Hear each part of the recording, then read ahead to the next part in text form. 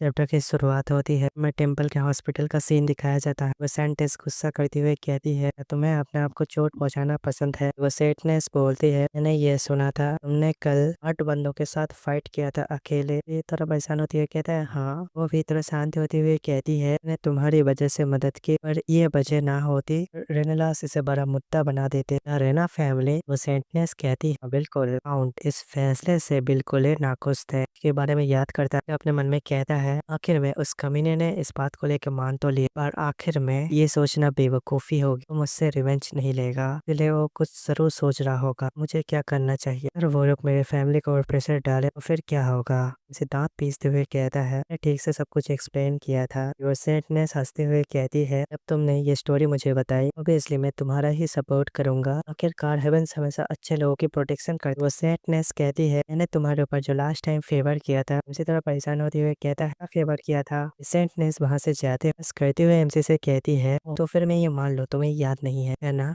कोई बड़ी बात नहीं है, चिंता मत करो इमानियल। एमसी परेशान होते हुए कहता है, इमानियल आखिरकार ये कौन है। सेंटनेस वहां से अब चली जाती है। एमसी अपने मन में कहता है, वो एबल स्पिरिट परेशान होते हुए अपने मन में कहता है, सुविक में आखिर ये क्या कर रहा था। तब एमसी बताता है, फिटनेस एक हेवनली बीइंग है, इसे मैं एकेडमी के बाहर कभी नहीं मिला होता। एमसी अपने हाथों की तरफ देख कंफ्यूज होते हुए अपने मन में कहता है, इसमें कोई शक नहीं है, ये एक्सप्लेनेशन सिंपल एक्सप्लेन नहीं था। फिर उसने मेरे लिए ऐसा करने के लिए इतना बड़ा फेवर सोचा था। स्वेन हास्टर दरवाजे से झांकती हुई कहती है, तुमने सचमुच उस गैंग को हराया था। उनके एमसी थोड़ा हैरान होता है। वो सीधा एमसी से चिपक जाती है, फिर एमसी को कहती है, अरे चोट वगैरह ठीक है ना, वैसा मुझसे मिलने के बाद मेरे ऊपर जंप क्यों करती हो। वो मुंह फुलाते हुए एमसी से कहती है, सच में तुम उस बदतमीज लड़की की परवाह क्यों करते हो। एमसी को दिखाया जाता है जिसकी कमर में दर्द होता है और वो रो रहा होता है। स्वेन कहती है, हमेशा उसके लिए खुद को चोट क्यों पहुंचा लेती हो। एमसी कहता है, ऐसा नहीं है। वो एमसी की तरफ देखती है। एमसी रोमांटिक अंदाज में स्वेन से कहता है, अगर मैंने भी ये किया होता कि जगह तुम होते, तुम्हें ये प्रॉमिस नहीं किया तुम्हें हमेशा प्रोटेक्ट करूंगा। उस हॉस्पिटल के अंदर एक रोमांटिक मूवमेंट बन जाता है। वे स्वेन ब्लश करते हुए कहती है, सचमुच तुम्हें इस बारे में याद था। हंसते हुए कहता है, मैं कैसे इस बात को बोल सकता था। मिसेस स्वेन के फैमिली के बारे में बताता है, हाई रैंक की नोबल्स की नजर तुम्हारे फैमिली की टेरिटरी क्या माइंड्स के ऊपर पड़ी। वो लोग के प्लान के हिसाब से उन्होंने तुम्हारे अंकल को फंसाया। स्वेन को दिखाया जाता है जो एक जगह बैठ के रो रही होती है। मिसेस स्वेन से कहता है, अब मैंने तुम्हें सबसे अच्छे फ्रेंड को फ्लावर के गार्डन में रोते हुए देखा। एमसी मुस्कुराते हुए स्वेन से कहता है, मैंने ये डिसाइड किया था मैंने तुम्हें प्रोटेक्ट करूंगा। ये सुनने के बाद एमसी को गले लगा लेती है। एमसी कहता है, तुम चिंता मत करो, अगर तुम्हें कोई परेशानी होती है जरूर तुम्हें प्रोटेक्ट करूंगा। मेरे लिए एक छोटी सिस्टर की जैसे हो। तुम्हारी परेशानी को अपनी आंखों से नजरअंदाज नहीं कर सकता। सुनने के बाद वो गुस्सा करती हुई कहती है, छोटी बहन। अपने पैर से एमसी के पैरों को दबा देती है। एमसी दर्द में चिल्लाता है। वो गुस्सा होते हुए एमसी से कहती है, कितने अच्छे मूवमेंट की बात कर रहे थे, बीच में आके सब कुछ खराब करना था है ना। एमसी अपने पैरों को पकड़ के दर्द में रोते हुए कहता है, आखिरकार मैंने क्या गलत बोला। स्वेन गुस्सा करते हुए कहती है, तुम इस बात को छोड़ो, समझाना बेकार है, जैसे इडियट को कुछ भी समझ में नहीं आएगा। विस्वेन कहती है, ऐसे भी हमें उस उर्दिना के प्रॉब्लम्स को जल्द से जल्द सुलझाना होगा। ऐसा होता है जॉन पर्क्स के इसके ऊपर इंटरेस्ट कम हो जानी चाहिए। विस्वेन सेरा उर्दिना के बारे में बताती है, लोग पीठ पीछे उसकी बुराई करना, लेकिन अब हालात बदल चुके हैं। आखिर लोग खुलेआम तक के उसके सामने की बुराई कर रहे हैं। जैसे वो लोग नहीं है जो उसके पीछे कोई दुश्मनी रखते हैं, जिनका उसके साथ कोई नेचुरल रिलेशन है। बहुत सारे लोग बिना किसी वजह के कर रहे हैं। विस्वेन एमसी को कहती है, इस स्कूल में हाई रैंकिंग नोबल्स का बहुत अच्छा नेटवर्क है। ये सुनने के बाद अपने मन में सोचता है, बेटो ने भी सेम बातें कही थी। एमसी स्विन को कहता है, कोई अंदाजा है इसके पीछे कौन हो सकता है। मैंने ये सुनने के बाद कहती है, सबसे पहले फर्स्ट ईयर के स्टूडेंट में से नहीं हो सकता, तो एक टीम है लगातार अपने परेशान कर रहे हैं, वो एक सिंगल पर्सन नहीं है। ऐसा लगता है थर्ड ईयर के ग्रुप के पीछे भी एक मास्टरमाइंड। एमसी सीरियस होते हुए कहता है, फिर इसका मतलब फर्स्ट ईयर फोर्थ ईयर बसता है, लेकिन फर्स्ट ईयर के स्टूडेंट तो नहीं हो सकते, उनका इडिथिना से कोई कांटेक्ट नहीं है। एमसी गुस्से में कहता है, इसका बहुत ही ज्यादा चांस है उसका कांटेक्ट फोर्थ ईयर के से हो। स्वेन कहती है, तो बाद में आएगा तो ना, तुम उसे इसे संभालने के लिए कहो। एमसी कहता है, ऐसा ही करूंगा क्योंकि उसके बहुत ज्यादा कांटेक्ट है। एमसी सीरियस होते हुए अपने मन में कहता है, फोर्थ ईयर के स्टूडेंट कौन है। वो हाई रैंकिंग नोबल लड़के लुपिन ने जो मुझे बताया था ग्रीन हेयर वाले लड़की के बारे में, से ये मामला बहुत ही ज्यादा लिमिटेड हो चुका है। मुझे बस अब मास्टरमाइंड को ढूंढना है। अगले दिन का सीन दिखाया जाता है। एमसी कहता है, तुमने बहुत अच्छा काम किया। सिर्फ ब्लश करते हुए कहती है, तो आपका शुक्रिया करना चाहिए। एमसी सामने की तरफ देखते हुए अपने मन में कहता है, टाइम आ चुका है, मैं फिर से से उस लेटर के बारे में तहकीकात करूँ। सीरिया के उस सिचुएशन के लिए इतना ज़्यादा बिजी था, मैं ये सब कुछ भूल गया था। एमसी सीरिया को कहता है क्या मुझे कुछ काम है, मैं यहाँ से चलता हूँ। अभी सीरिया कहती है सीन से के कपड़े को खींचती है, प्लस करते हुए कहती है "क्या आप मेरे साथ ब्रेकफास्ट करने चलेंगे। एमसी भी हंसते हुए कहता है ठीक है चलो ब्रेकफास्ट करने के लिए चलते हैं। एक बेकार सीनियर स्विन हाथ हिलाते हुए एमसी से कहती है तुम्हारी सुबह की प्रैक्टिस खत्म हो चुकी है। एमसी कहता है तुम किसे बेकार कह रही हो। स्विन तेज से निगाहों से सिरा की तरफ देखती है। सिरा स्विन को गुड मॉर्निंग कहती है। स्विन हंसते हुए कहती है तुम दोनों ब्रेकफास्ट करने जा रहे थे। एमसी के हाथ को पकड़ के हंसते हुए कहती है चलो साथ चलते हैं। हमेशा की तरह हम दोनों वो एमसी को खींच के ले जा रहा होता है। परेशान होते हुए स्विन से कहती है उससे हम दोनों साथ में ब्रेकफास्ट करने लगे। सिरा हाथ बढ़ाती है, एमसी के हाथ को पकड़ लेती है, फिर कहती है नहीं। सिरा अपने मन में कहती है रुक जाओ। दो स्टूडेंट देखते हुए अपने मन में कहते हैं कि वहाँ पे क्या चल रहा है। एक स्टूडेंट परेशान होते हुए कहता है क्या मैं सपना देख रही हूँ। दूसरा स्टूडेंट कहता है देखो उनकी टीम को। स्विन के हाथ को टाइट पकड़ते हुए कहती है देखो यूरिथिना तुम्हें मुझसे कुछ चाहिए। मिसेस स्विन की तरफ देख के अपने मन में कहता है इस लड़की ने कुछ गलत खा लिया है। अभी गुस्से में कहती है उसके हाथों को छोड़ो कि तुम लोग कौन होते हो हमें रोकने वाले, हमेशा ये करते हैं। स्विन कहती है इसलिए ज्यादा भुतक रहे हो, मियान के थोड़े करीब आ चुके हो। वो सिर्फ इसलिए तुम्हारे ऊपर ध्यान देते थे, तुम्हारे लिए अफसोस है, तुम्हारा कोई दोस्त नहीं है। मिसेस स्विन के ऊपर चिल्लाते हुए कहता है चल मैं तुमने ऐसा क्यों कहा। सिरा पीछे से कहती जैसा मैंने सोचा था, तुम कोई अच्छे पर्सन नहीं लगती। सिरा जब मेडिटेशन करती तो लड़कियां कहती है देखो वो लड़की हमेशा मेडिटेट करती रहती है। सिरा स्विन से कहती है उन लोगों में से होना मेरे पीठ पीछे मेरी बुराइयां करते हैं। स्विन कहती है तुम मुझे बुरा दिखाने की कोशिश कर रहे हो। सिरा स्विन की तरफ देखते हुए कहती है मैं कुछ गलत कह रहा हूँ, देखा है जैसे तुम मुझे देखती हो गंदे नजर से। क्यों मैंने ठीक कहा ना। सुनने के बाद स्विन दांत पीस रही होती है। सिरा स्विन को कहती है तुम्हारा कहने का ये मतलब यार मेरे ऊपर इसलिए ध्यान देते हैं, मेरे ऊपर तरस आता है, क्या मैंने सही कहा। सिरा स्विन के पास आती है, स्विन के कानों में धीरे से कहती है अगर ऐसी ही बात है हमेशा कमजोर बन के रहूंगी, इससे हम हमेशा साथ रह सके।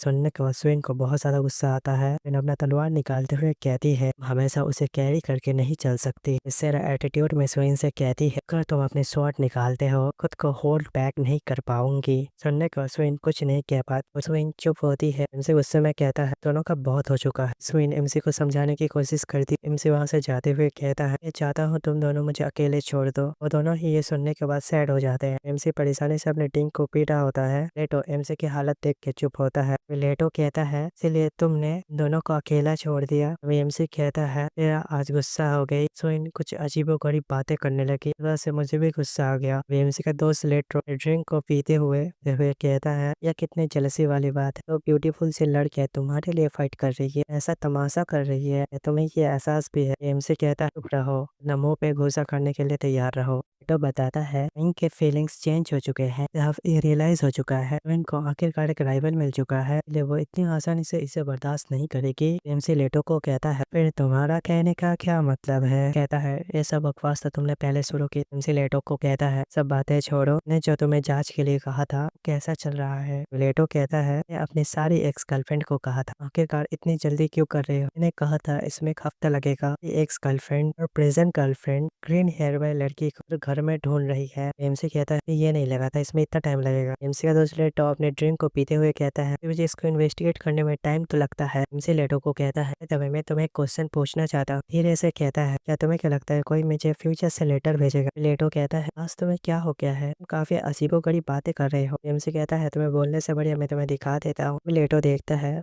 एमसी कहता है इस तरफ देखो, उसे अपने हाथों की तरफ देखता है, उसका लेटर नहीं दिख रहा होता है। लेटो कहता है मैं क्या देखो। एमसी कहता है मैं कह रहा हूँ इस फ्यूचर से आए हुए लेटर को देखो। लेटो कहता है मैं सुबह कुछ गलत खा लिया था। एमसी अपने हाथों की तरफ देखता है, लेटो ने एमसी के हाथों में लेटर पकड़ने की कोशिश किया और उससे वो पेज गायब हो गया रहता है। लेटो कहता है यहाँ पे तो कुछ भी नहीं। फिर उस फ्यूचर के आए हुए लेटर को देखते हुए कहता है फिर ये सब क्या चल रहा है, मेरे हाथों से ये जा भी नहीं रहा। लेटो एमसी को कहता है ऐसा तो नहीं है तुम्हें कोई मेंटल कर्स लग चुका है। एमसी कहता है नहीं, एम्मा के हादसे के बारे में पता चला, उस मैजिक बीस्ट के बारे में मुझे यहीं से पता चला। लेटो कहता है फिर ये और क्या कहता है। लेटर में लिखा गया है नेक्स्ट हंट फेस्टिवल में मैजिकल बीस्ट आएंगे। लेटो ये सुनने के बाद कहता है फेस्टिवल फोर्थ ईयर के स्टूडेंट जो भेजे गए वो लोग वापस आ चुके हैं, फिर वहाँ पर एक मजबूत ओपोनेंट का होना तो नेचुरल है। तभी एमसी कहता है नहीं, मैं इस बारे में बात नहीं कर रहा हूँ। क्या कहने का ये मतलब बार के हंटर फेस्टिवल में बहुत सारा स्ट्रॉन्गेस्ट मॉन्स्टर का सामना हो सकता है। लेटो कहता है बात को लेके कोई जोर देने की जरूरत स्टूडेंट को पता है इस साल हंटर फेस्टिवल होने वाला है। इसे परेशान होते हुए लेटर की तरफ देखते हुए अपने मन में कहता है दोनों की बातें मैच क्यों नहीं हो रही। आखिरकार ऐसा हो सकता है मैं इस लेटर के बारे में किसी को बता नहीं सकता। एमसी उस लेटर की तरफ ही देख रहा होता है। लेटो एमसी की तरफ देख के शांत होता है, कहता है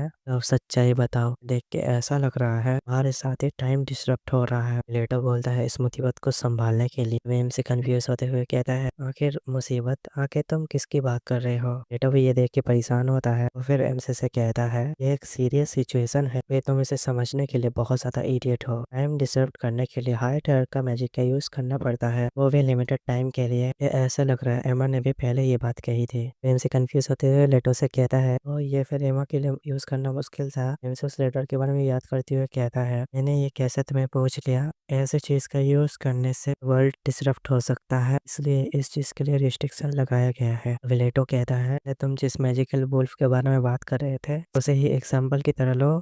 जिस फ्यूचर से लेटर आया है उस टाइमलाइन ने इस मैजिकल बीस्ट को ऐसे हराया गया था सिर्फ इस लेटर को पढ़कर। लेकिन तुम जरा सोचो अगर वो मैजिकल बीस्ट डिफीट नहीं होता ये लेटर लिखा ही नहीं जा सकता। इसका मतलब ये है पास्ट फ्यूचर बन जाएगा, फ्यूचर पास्ट बन जाएगा। पैराडॉक्स की वजह से चीज के एग्जिस्टेंस खतरे में आ जाएगा। आसान शब्दों में इसे कहा जाए फ्यूचर की जानकारी होने का मतलब। ये सुनने के बाद हैरान होता है। लेटो कहता है तुम कोई गलत कदम उठाते हो नहीं होगे जो इस वर्ल्ड को खत्म कर दोगे। तुम्हें फ्यूचर के बारे में पहले से ही पता होगा और एक गलत कदम से ये पूरी दुनिया डिस्ट्रॉय भी हो सकती है। एमसी कहता है मैं इस वर्ल्ड को डिस्ट्रॉय कर सकता हूँ। लेटो ये सुनने के बाद कहता है तो इसलिए मैं तुम्हें कह रहा हूँ। लेटो एमसी को कहता है लेकिन टाइम डिस्टर्ब तुम्हारे साथ ही हो रही है, तुम्हारे पास जानकारी भी लिमिटेड है। जान लेने के बाद जब तक तुम किसी अजीब हरकत नहीं करते तब तक कोई प्रॉब्लम नहीं होनी चाहिए। परेशान होते हुए अपने मन में कहता है नहीं ऐसा ना हो, मैं इस वर्ल्ड के डिस्ट्रक्शन के लिए जिम्मेदार हो सकता हूँ, बस एक छोटा नोबेल फैमिली से हूँ, मैं ये सब कैसे संभालूं। एमसी सूरज की तरफ देखते हुए अपने मन में कहता है मुझे आपसे क्या करना चाहिए। वे एक लड़की एमसी को पीछे से बुलाती है। एमसी जब पीछे घूम के देखता है वो लड़की गुस्से में एमसी तो तुम्हें वो आदमी हो जिसने मेरे छोटे भाई को पीटा है ना। हमें उस छोटी लड़की को दिखाया जाता है, हमें बहुत सारे बंदों को दिखाया जाता है। एमसी ये देख के परेशान होता है, बहुत सारे लड़कों ने एमसी को खेल लिया रहता है। तभी वो लड़का अपने सिस्टर को बताता है। एमसी उसकी तरफ देखते हुए अपने मन में कहता है अच्छा वो लड़का से रिवेंज लेने के लिए यहाँ पर आया है। एमसी परेशान होते हुए अपने मन में कहता है और फिर इस बच्चे ने अपनी बहन को बुला लिया। वो छोटी लड़की कहती है हमने क्या सोचा था रेरेना फैमिली का लड़का जिसे तुम हरा दोगे वो चुपचाप घर पे बैठा रहेगा। मैं इस लड़की के बारे में बताया जाता है जिसका नाम एल्सी रेरेना होता है। एमसी उसकी तरफ देखते हुए अपने मन में कहता है अकेडमी के 2 लीडर के फैक्शन में से। एमसी बहुत ज्यादा परेशान होते हुए अपने मन में कहता है इसने उसे मेरे पीछे आने से मना किया था, वो मेरे पीछे आया और अपनी बहन को बुला लिया। एमसी अपने मन में कहता है फिर वे मुझे पीटने दूंगा, इससे ये मामला शांत हो जाए। वो लड़का अपनी बहन को समझाता है मिस्टर वो लड़का बहुत बड़ी मुसीबत है, फिर यहाँ से भागना पथेटिक होगा। दोनों ही पीछे देख के हैरान होते हैं। टीम का एक लड़का बेहोश हो जाता है। हम एक लड़की के हाथ को दिखाया जाता है, लड़की उनके सामने खड़ी होती है। ये देख के शौक होता है। एलिसिया भी ये देख के परेशान होती है। लड़की आगे आती है, हंसते हुए कहती है स्टूडेंट के सामने पढ़ने की एक्टिंग करना क्यों नहीं छोड़ देते। हमें इस लड़की के बारे में बताया जाता है जिसका नाम डेल्फिन उर्थिना होता है। वो गुस्से में कहती है चीज मुझे आंखों में चुभती है।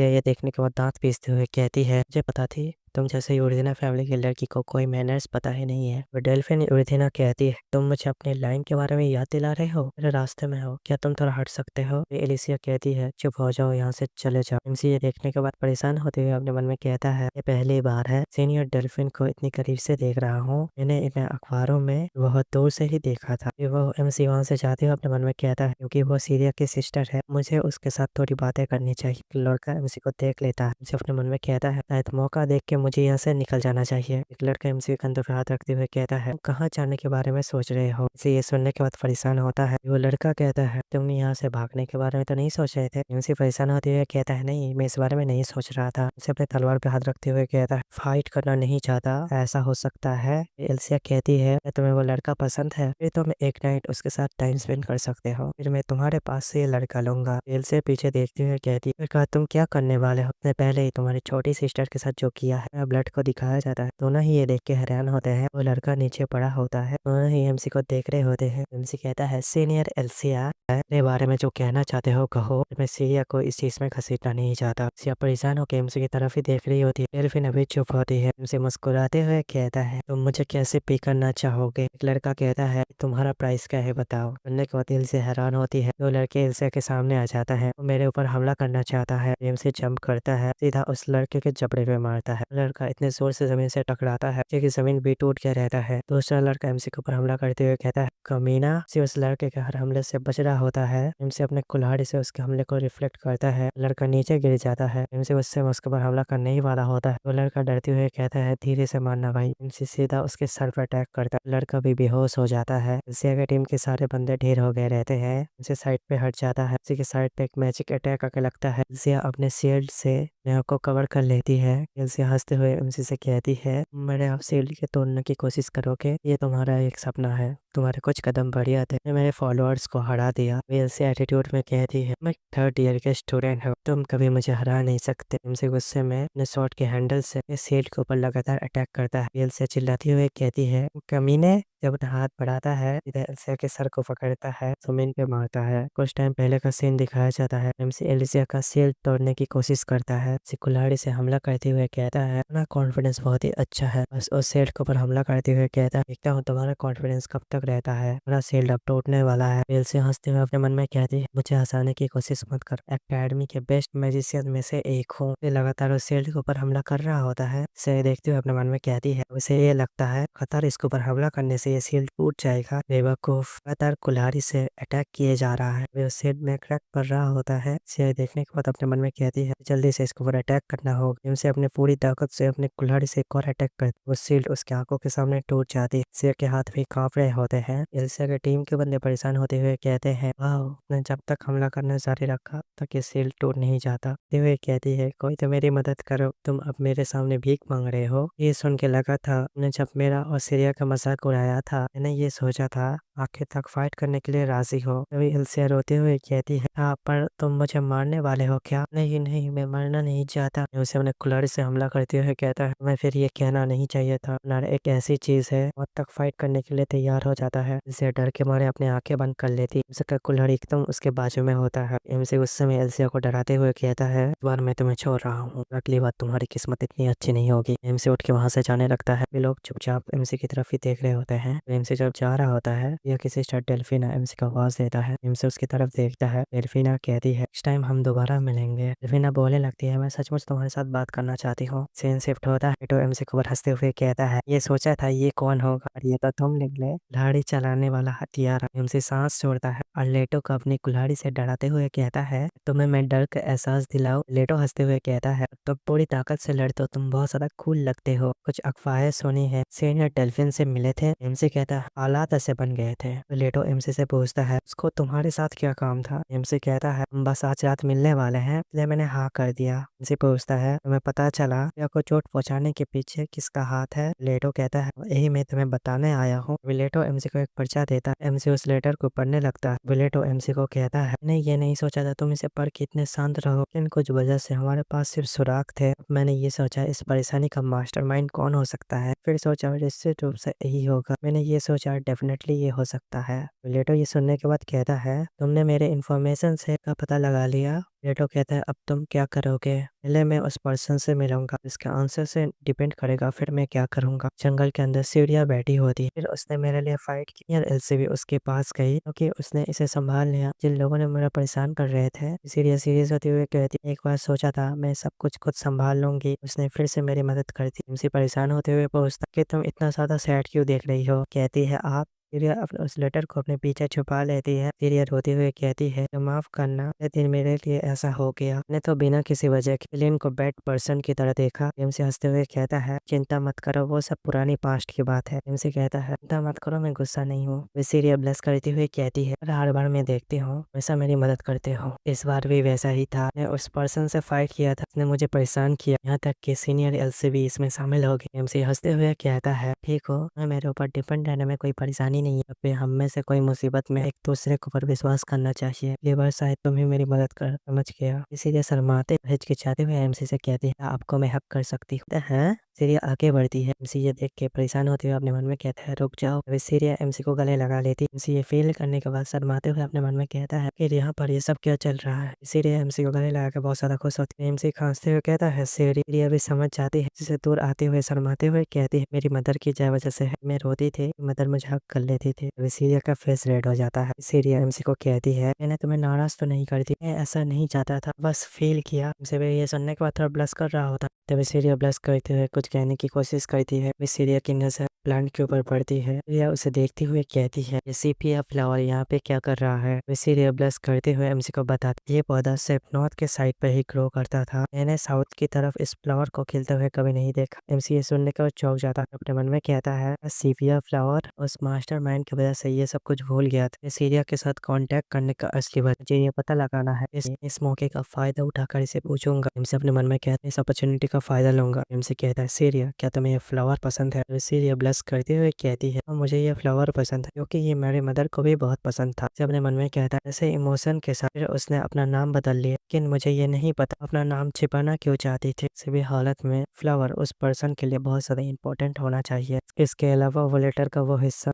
फेस्टिवल के दौरान हम दोनों साथ में आए थे, बातें मुझे परेशान करती है। सीरिया सचमुच सेफिया है, अगर वो है तो फिर मैं फ्यूचर में इसके साथ शादी करूंगा।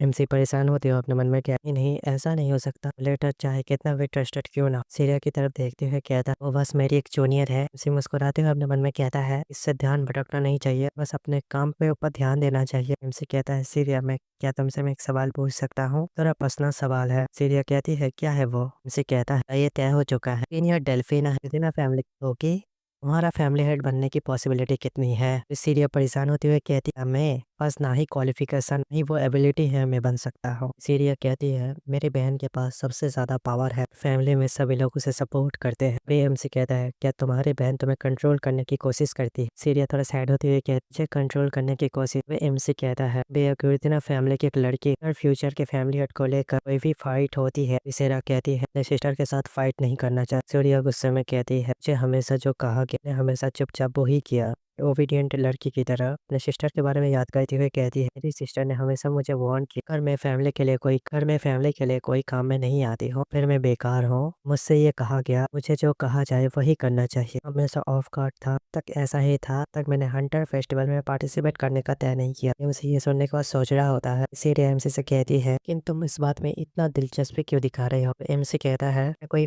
खास वजह नहीं है। और सीरिया के कंधे पे हाथ रखते हुए हालांकि तुम्हारे सिस्टर के साथ मुझे फाइट करना पड़ सकता है बहुत ही जल्दी। एमसी हंसते हुए सीरिया से कहता है मुझे पहले से ही पता होना चाहिए वो कैसी पर्सन है। इस यही पे यह चैप्टर खत्म होता है।